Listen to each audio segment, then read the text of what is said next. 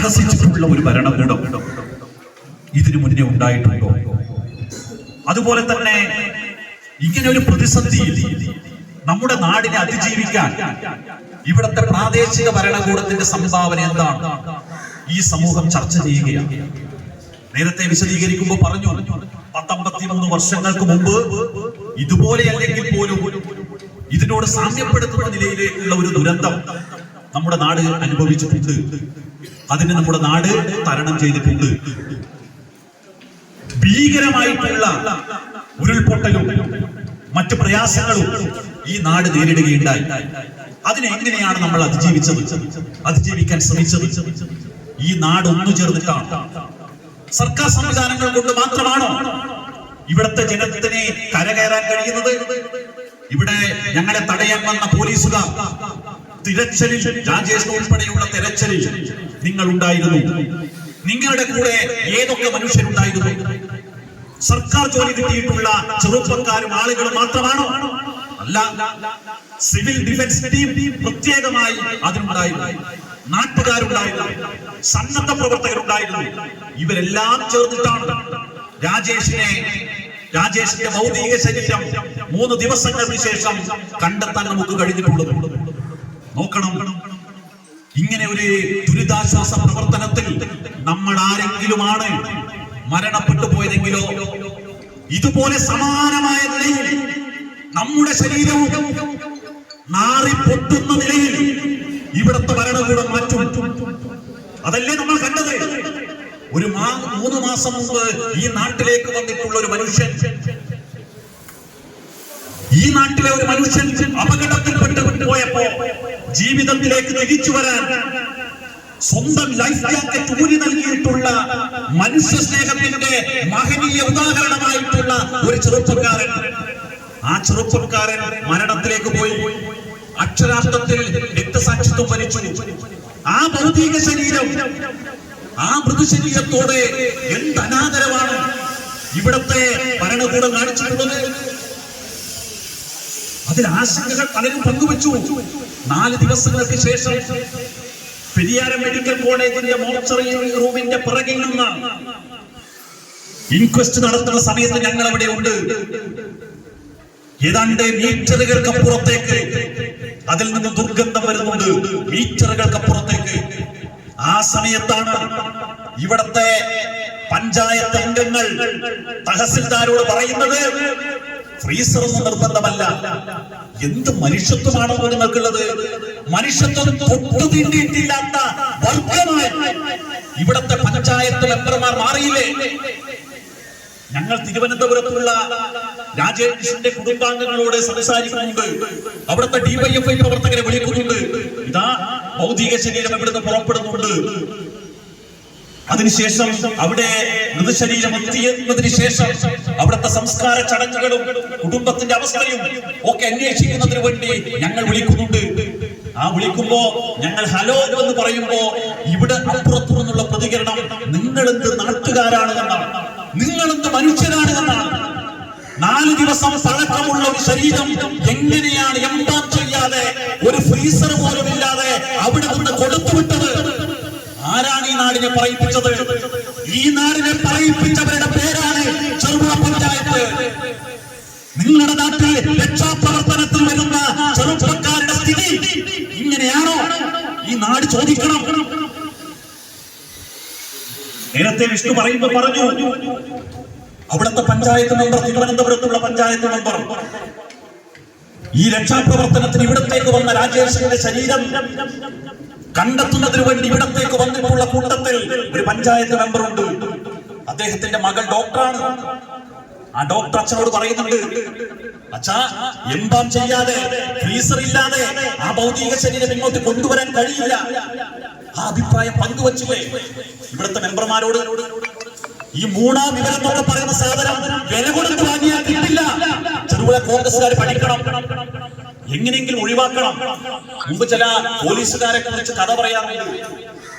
ഒരു കായലിന്റെ ഓരത്തിലുള്ള ഒരു ബോഡി ശരീരം, അത് ആ കായലാണ് ആ സ്റ്റേഷനിലെ അതിർത്തി.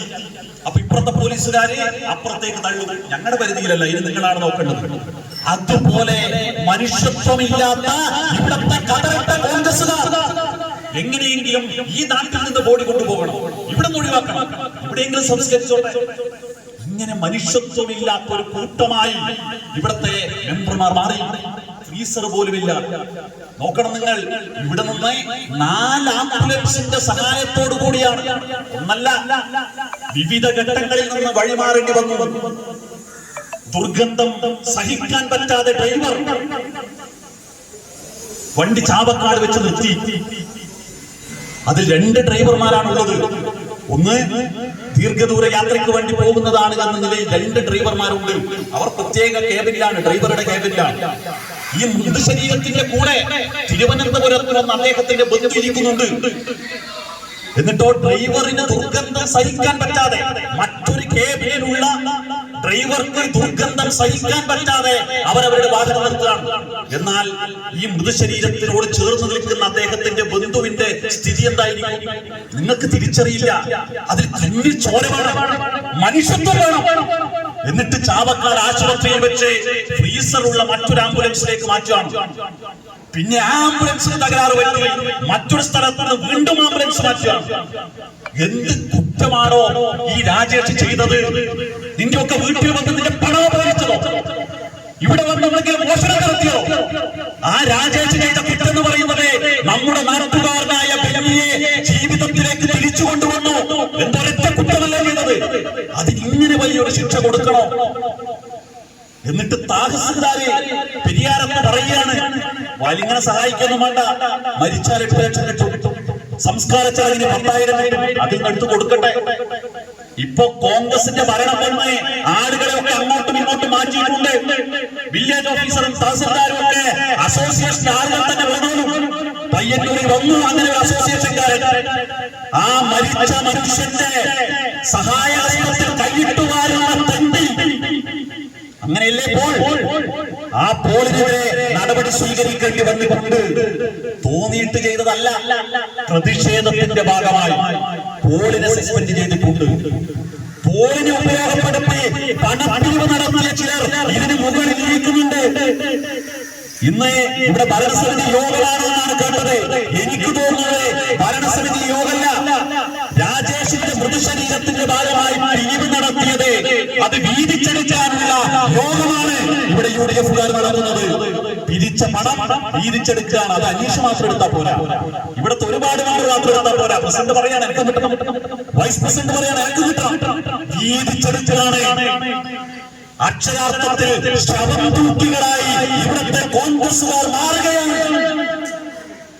ഇങ്ങനെ ഒരു മനുഷ്യന്റെ മൃതശരീരം വിൽപ്പന നടത്തി കാശ് സമ്പാദിക്കുന്നവരായി ഇവിടുത്തെ കോൺഗ്രസുകാർ മാറുകയാണ്. ഇതിലപ്പുറം ഗതികേട് എന്താണ് നമ്മുടെ നാടിന് വരാനുള്ളത്?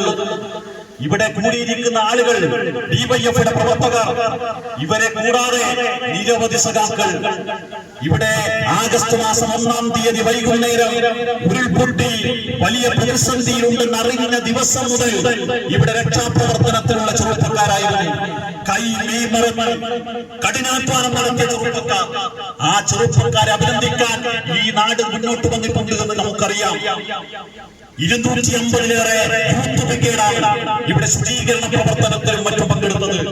ഭക്ഷ്യവസ്തുക്കൾ, വസ്ത്രങ്ങൾ ഒക്കെ വീടുകൾ വിതരണം ചെയ്യുന്നതിന് വേണ്ടി ഞങ്ങൾ സന്നദ്ധമായിട്ടുണ്ട്. ഇവിടുത്തെ ഡിവൈഎഫ്ഐ സന്നദ്ധമായിട്ടുണ്ട്. എന്നാൽ ഇവിടുത്തെ മീൻതുള്ളി പ്രദേശത്തെ ഒരു വാട്സ്ആപ്പ് ഗ്രൂപ്പിൽ ഒരു സ്ത്രീയുടെ ഒരു രോദനം, പ്രതിഷേധം അവരറിയിക്കുന്നുണ്ട്. അതുകൂടി ഇവിടുത്തെ പഞ്ചായത്ത് അധികാരികളും ഞങ്ങളെ കേൾക്കുന്ന മനുഷ്യരും അറിയണം. ഒരു സ്ത്രീ പറയുകയാണ്, എന്റെ വീട്ടിൽ മാലിന്യം അടിഞ്ഞുകൂടിയിട്ടുണ്ട്, അത് ശുചീകരിക്കാൻ ആരുടെ സഹായം തേടും? വീട് ശുചീകരിക്കണോ? കുപ്പി തരണം. ആ സ്ത്രീ പരസ്യമായി അവരുടെ പ്രാദേശിക ഗ്രൂപ്പുകളിൽ നാട്ടിലെ ജനങ്ങളോട് അവർ പറഞ്ഞു, എന്റെ നാട്ടിലെ കോൺഗ്രസുകാർ ഈ തെരഞ്ഞെടുപ്പിൽ വോട്ട് ചെയ്യണമെന്ന് പറഞ്ഞ് എന്നെ സമീപിച്ചിട്ടുള്ള ആളുകൾ എനിക്കൊരു പ്രതിസന്ധി വന്നപ്പോ അത് ശുചീകരിക്കാൻ കുപ്പി ആവശ്യപ്പെട്ടിട്ടുണ്ട്. എന്നാൽ ഞാൻ ഇന്നുവരെ കണ്ടിട്ടില്ലാത്ത യൂത്ത് ബ്രിഗേഡിന്റെ ഡിവൈഎഫ്ഐയുടെ ചെറുപ്പക്കാർ. വേൾഡ് വിഷൻ ചെറുപുഴ മലയോര മേഖലയിലെ ഏറ്റവും വലിയ electronics and home appliances showroom. ലോകോത്തര കമ്പനികളുടെ AC, fridge, washing machine, LED ടിവികൾ, home theatres, mixer grinders, OTG ഓവനുകൾ, gas stove, fan, iron boxes തുടങ്ങി എല്ലാവിധ ഇലക്ട്രോണിക്സ് ഉപകരണങ്ങളും ഗുണമേന്മയോടെ വിശ്വസ്തയോടെ യഥേഷ്ടം തിരഞ്ഞെടുക്കുവാൻ സന്ദർശിക്കൂ world vision electronics and home appliances showroom Cherupuzha. World vision electronics and home appliances showroom Cherupuzha, മലയോരത്തിന്റെ സ്വന്തം ഇലക്ട്രോണിക്സ് ഷോറൂം.